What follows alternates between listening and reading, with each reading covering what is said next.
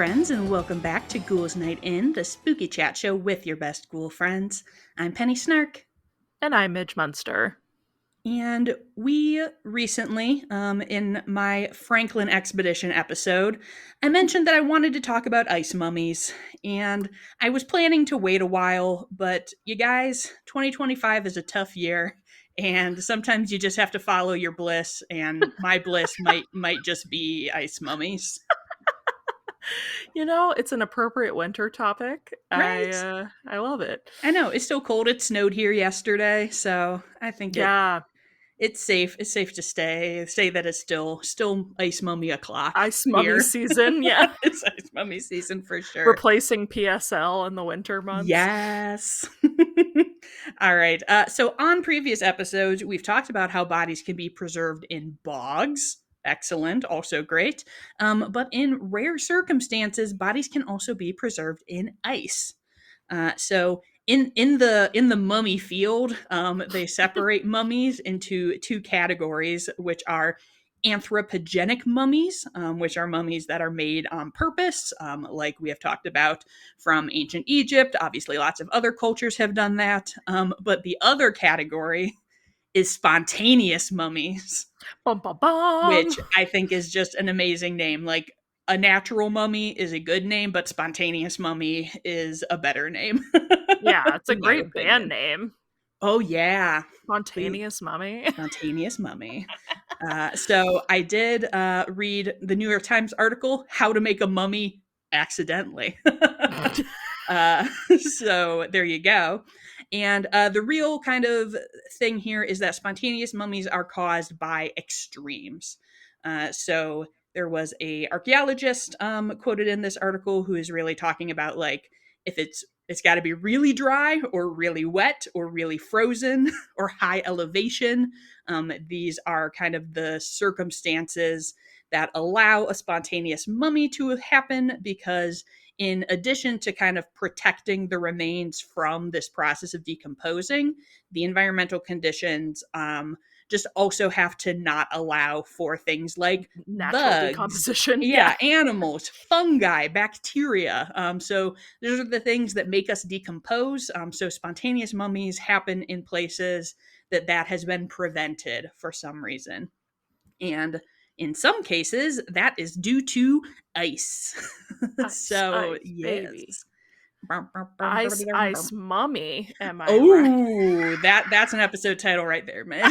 Ice, ice, Found it. mummy. So if anything came to mind when I said ice mummy, and not just like a big question mark over your head, you are probably thinking of Otzi. So Otzi the Iceman is Europe's oldest known natural mummy. He lived in the Copper Age over 5,000 years ago. So Whoa. that is a long, long time. And I remember Otzi extremely clearly from elementary school, and I was like, this is kind of an odd thing for a child to be learning about. And I was like, why is this happening? And when I looked him up for this episode, I discovered that this is because he was found in 1991. So Oh, he there was you hot new content go. at the time that we were Sure. children and growing up. So I definitely remember, like, in like social studies class, there would be like a little update, and it would be like, "Ooh, let's learn about Otzi the Iceman." Wow. I completely missed the Wow. Otzi train. Well, it's time to get on board now, Midge, because Okay. I'm gonna tell you. So Otzi was found by two German hikers in the Alps along the Austrian-Italian border. And so basically they were out on a hike, and they saw part of like an upper body, like shoulders and head, sticking out of the ice. Oh, And of course they were initially like, oh shit, like a hiker must have died up here, which yeah. makes sense. We know how mountains work. People die on them. We have a whole episode about that We sure too. did. And so they, of course, reported it to the authorities and were like, oh my God, we found a dead body while we were hiking. And at first, people didn't really understand what they were looking at, Sure. because So this is not actually the only body that emerged from the ice in the Alps that year. It was a very warm summer, and Mm. other bodies of people who had died much more recently were also melting out of the ice. So they were like, oh shit, like we've had another like lost hiker. We got to get this guy. It is the standard procedure to be like, okay, first off, we got to get this body out of here, which is somewhat unfortunate because it means that lots of people trampled all over this site that did end up Yeah. being an important historical thing, and like things were removed prior to like some of his artifacts, the stuff that he had got Mm. moved. So that's not great, but they still ended up being able to learn a lot about this guy. So they ended up chipping him out of the ice, and Classic. right, and took him away. And the sense that I got, at least from this article, was that basically an archaeologist saw like photos from this, and he saw the axe that he had with him, and he was like, "This dude's at least 4,000 years old. Like Yo. that is some Copper Age shit right there." Um, and so this section of the Alps is known as the Otzi Alps, so that's where his name comes from.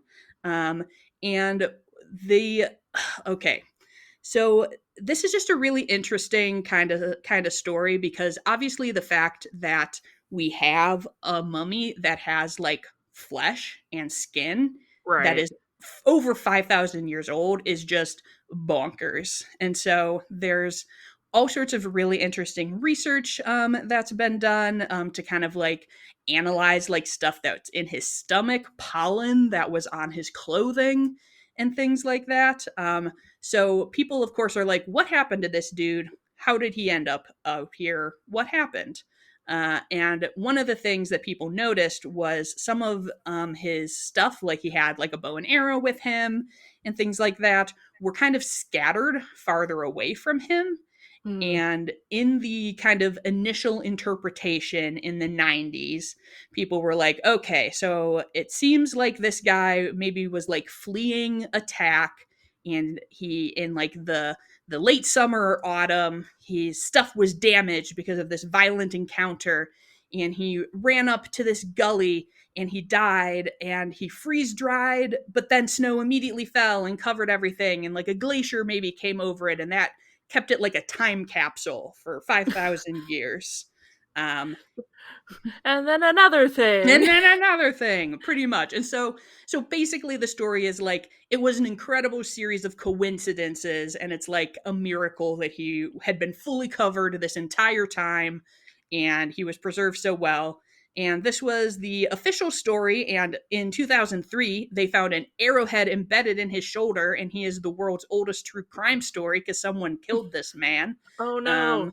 but even at the time, it was not like 100% accepted that this is what happened. And I read a very interesting article from Secrets in the Ice called, let's see, A New Understanding of the Holy Grail of Glacial Archaeology. There you go. And so this went into a lot of very specific scientific detail that I did not feel like I could accurately condense for this Sure. Yeah. episode. But basically, what they were saying is actually they don't think it was a miracle time capsule thing. And they are like, actually, it seems like maybe he died at like the top of this gully based on in like the spring, based on the pollen, got freeze dried because it was like earlier and it hadn't started snowing yet, and then eventually was covered in ice and snow. And it's actually because of the ice melting and shifting over time that kind of slid him down into this Mm. space and He, like he eroded. spread out his stuff, and like maybe stuff broke because of ice, which is Sure. likely. And there is actually evidence that the ice did melt and expose parts of him over the years, because there are parts that are more decomposed than others. And there is specifically, they talk about how like his cloak that was tucked under his body is significantly more intact than what Mm. was like on the top. So that implies it was exposed at some point. But this is actually a good thing, because that means that maybe it wasn't like super duper rare circumstances that led to this. So we might find more ancient preserved Prefer. bodies in the future. Because fun fact, surprise, global warming. is I've melting heard ice. something about that. Yeah. Yeah, The there only good thing are about global right. warming, ice mummies. Fresh ice mummies. Yeah, so there have apparently like in like 2016 there was an article about like some World War One bodies that were like lost in a battle in the Alps that are now just popping back up again. That's so So crazy. I know there is that. But the reason, so I wanted to talk about Otzi because he is kind of like the star of Ice Mummy Land, I would say. He's Uh, A-list.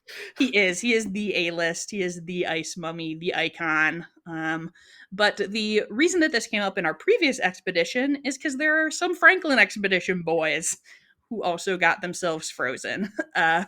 So I did see in some sources that these are technically not ice mummies, but like every single article refers to them as ice mummies. So Okay. I've decided to allow them to stay in this episode. Uh, so, as we talked about in that episode, the expedition was stopped for a period at a place called Beechey Island before they continued to proceed on with getting stuck in the ice and all dying. But Before before before the that, death. some others, before that, just a couple of people died. So in 1850, when people were doing all this searching and were looking for them, they found a small graveyard on this island with three graves. And it's pretty wild that these men were buried here, like thinking about how difficult it is to dig in frozen ground. Right. I mean, And yeah. If those of us with Midwest cemeteries and mhm, body vaults know that you exactly, like typically usually can't be doing that. you just don't most of the Nope. time. You just store them until it thaws. Yeah, but they did not, and I mean that's also like a good demonstration of like how things like degraded over time. Mm. Because these first men were dying really just like 6 or 7 months into the expedition, and obviously the crew was still spending time and care to bury them and mark the graves where. Unfortunately, the rest of these folks mostly ended up as scattered bones across the landscape. Um, Yeah. but even though the graves were found by searchers in 1850, we kind of re enter this in the 1980s. An anthropologist named Owen Beatty wanted to exhume the bodies to see if they could get kind of any additional information about the expedition from them, and had quite a shock when they opened up John Torrington's coffin and found that he was super well preserved. Yikes. So I will include a pic on Instagram because, like, to imagine opening a coffin that's over 100 years old and seeing this dude in there as he was is pretty crazy. So they were buried in what is known as permafrost, which is a Okay. term for ground that has been frozen continuously for 2 years or more. But in the right area, it can stay frozen for hundreds or thousands of years, which this obviously had. Whoa. And that kept these bodies frozen and preserved. So that's why they're technically not ice mummies, because they like didn't like do like the freeze dried thing. They're basically just like frozen bodies. That's wild. Super wild. So they used warm water to melt him free, in addition to chipping ice away, and brought him up. And there's some really like dark but lovely like writing about this, about like scooping him up in the coffin. And I mean, sadly these were people who were very ill and suffering. He was only 19 years old, Oh, and weighed 88 pounds at death. So jeez. he was a very delicate lad. They were able to kind of scoop up.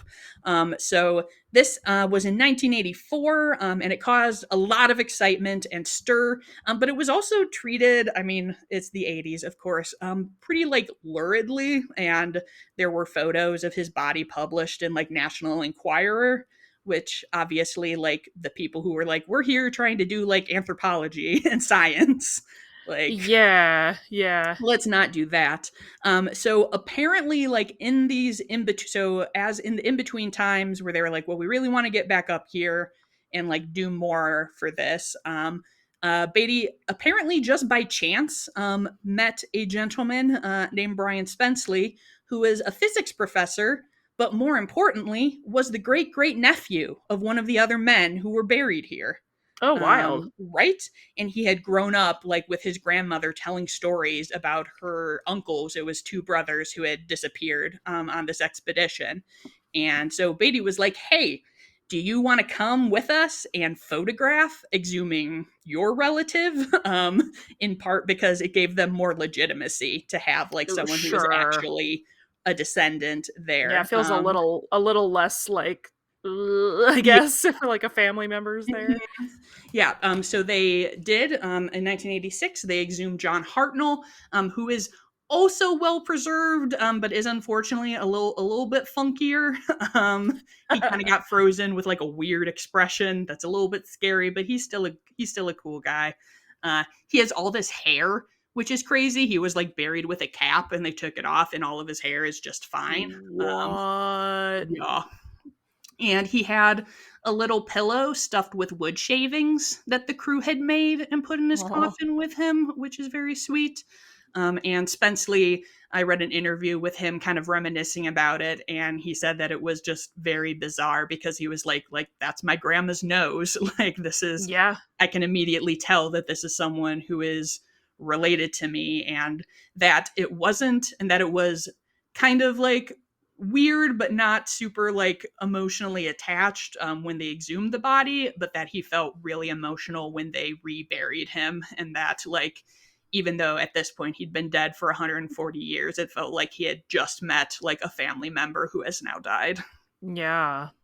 I Yeah, I'm know. sure that's a complicated set of emotions because Super, you, super yeah. complicated. Yeah. And so the final man there was William Brain, who is unfortunately in the worst shape.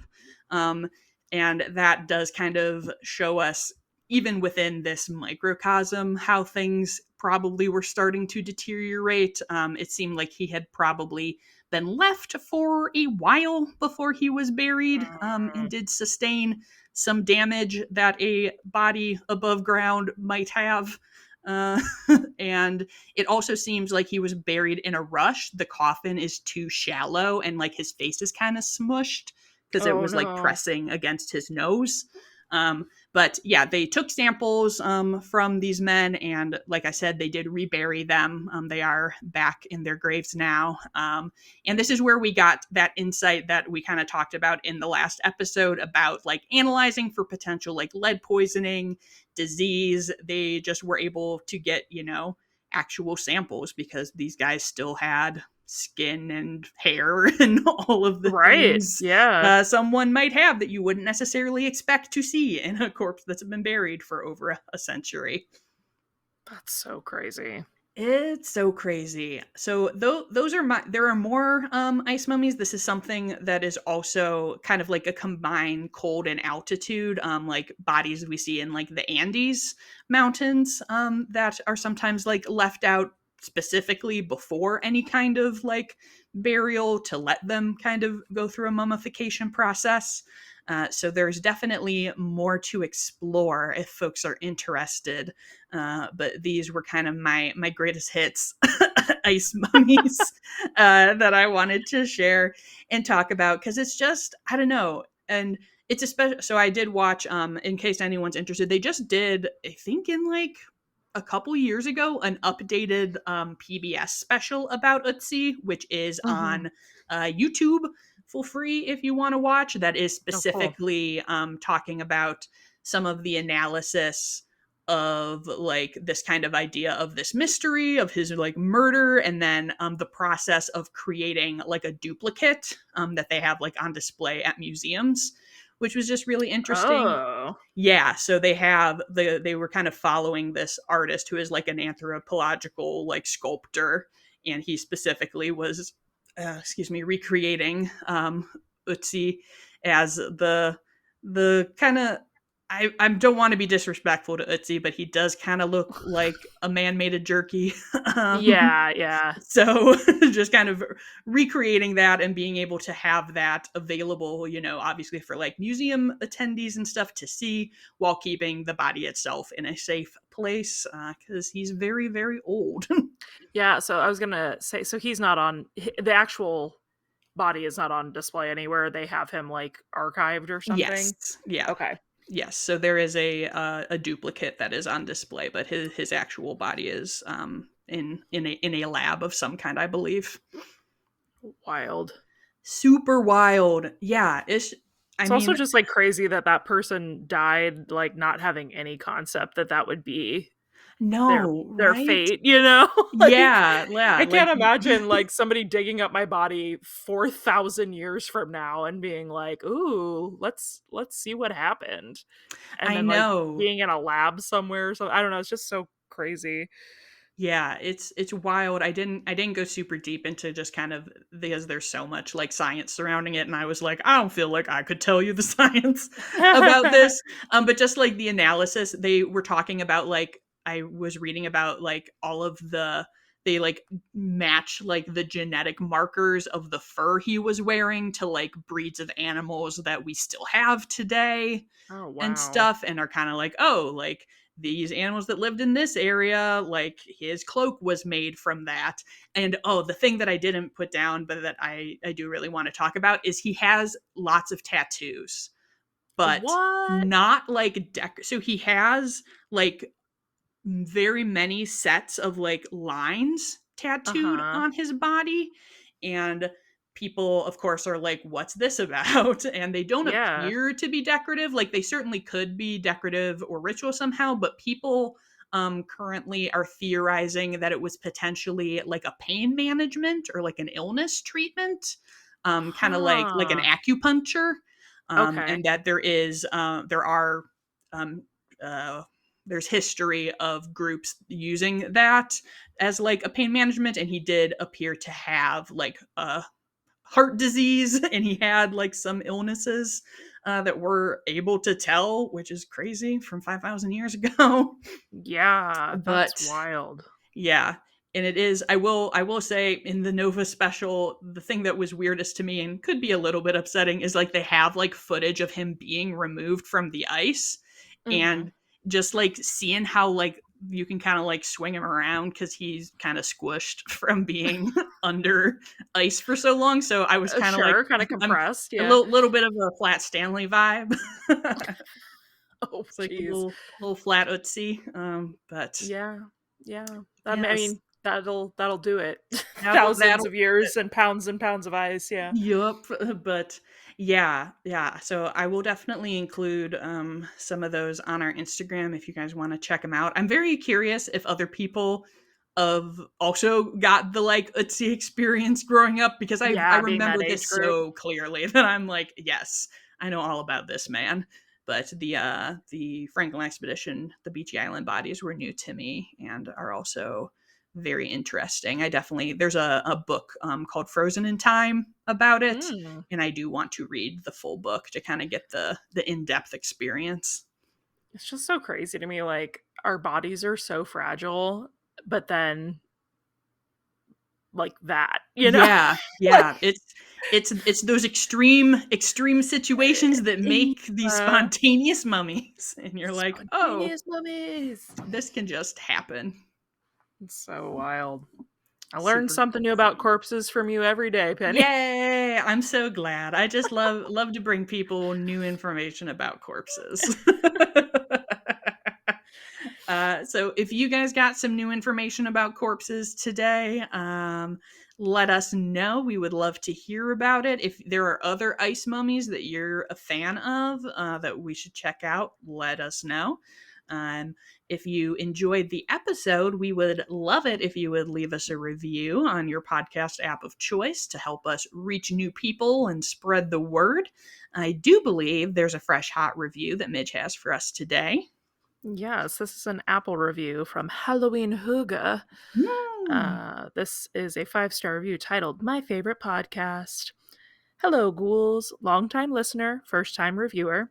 As with everyone else, I have to gush about how much I enjoy this podcast. It's a sublime blend of cozy comfort, spooky stories, and laughter. I frequently take my dog on walks in the woods, and Ghouls Night In is the perfect accompaniment to tromping through dead leaves and Yeah. fog. Hell yeah. That is the vibe. That's the That ideal is. vibe. Keep it creepy and fun. Black heart, bat emoji, black cat emoji, jack o' lantern emoji. Yay! You are Thank you. a braver woman than me, or person than me. I don't know, but to go on woods walk with dog in fog Truly. and listening to something. I guess this isn't like scary, but I, listening to I something will kind of say I spooky. do know this person and they do have a big dog, so that will help. Well, there you go. Big dog privileges. Big dog privileges always. Uh, so thank you everybody for listening. If you would like to follow us, you can find the pod on Instagram. We are at Ghouls Night In Pod. And if you are looking for me, you can find me at Penny Snark. And you can find me all over the web at Midge Munster. And until next time, good.